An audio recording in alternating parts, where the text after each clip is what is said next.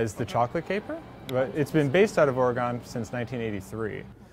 It started at the farmer's market and with the booth there, and the previous owners would make chocolate and take it to the farmer's market and sell it. And then after doing that for a couple of years, they opened up their first storefront downtown Oregon, and they've progressed through a couple buildings over the time. We've been in our current space for 8 years and plan on staying here for a while longer.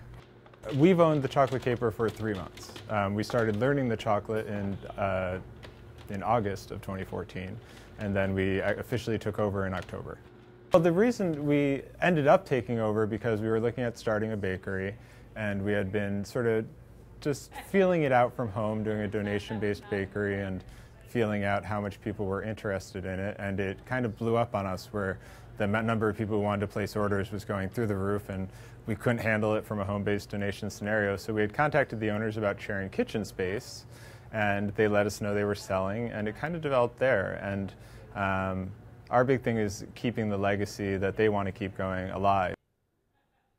The previous owners trained us in how to make everything that they make. They make Swiss pralinés, which are a very unique product. We're the only ones we know of that make it. We're the only ones we know of that make it anywhere, but definitely in the area. We do milk, dark, and white chocolate, and then we do 4 different flavors of pralinés. We do almond, hazelnut, toffee almond, and peanut butter, all in each of the different kinds of chocolate. So we end up with about 12 different kinds, 12 different options for the pralinés. Today they're making hazelnut, although the process is very similar for all of them. The main changes is the type of butter we use: almond butter, peanut butter, hazelnut butter, and the ratios of butter to chocolate and the other things that we add in change a little bit. But the basic process is we weigh out the butter into the appropriate amount that for what we're making, and then we weigh out the chocolate. So we'll get a bowl, go to our tempering machines, weigh out the chocolate that we need for that batch, mix in some coconut oil, which helps a little bit with consistency and with helping everything mix and keeping everything smooth. Then we'll mix in the almond butter, the hazelnut butter, whichever we're mixing in. We'll mix that up. We'll pour it into a tray by weight. So we create trays we'll make 2 trays out of a single bowl.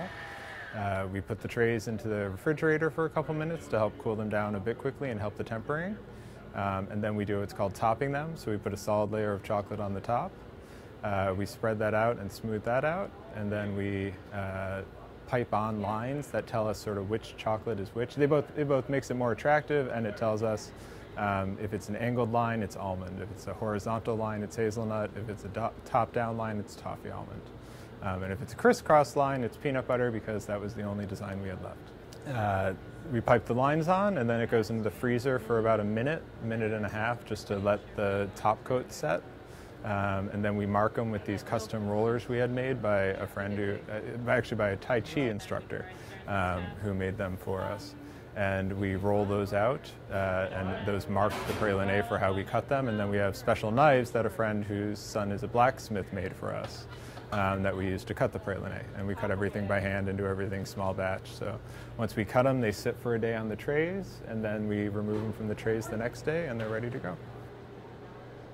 Yeah, we're always looking at new flavor combinations and new things that we can offer. And we just added a white chocolate peanut butter that we were worried was going to be too sweet, so we had held off on it for a little bit, but using an unsweetened peanut butter with it turned out very well. We've always had fruit gels in fruit flavors: blackberry, raspberry, orange, but we got the company we get the actual gels from started doing some beer flavors and some wine flavors, so we're trying those out right now and seeing how customers like those. We have a Cabernet, a White Merlot, a Stout, and an IPA.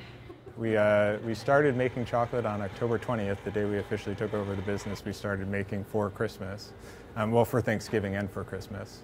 And we sold out of chocolate on December 22nd. We sold out of every single piece of chocolate we had. We didn't even have unprocessed chocolate left.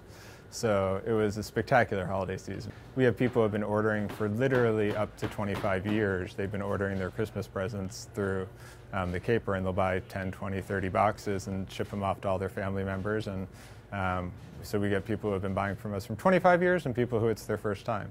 But usually if it's their first time, they come back.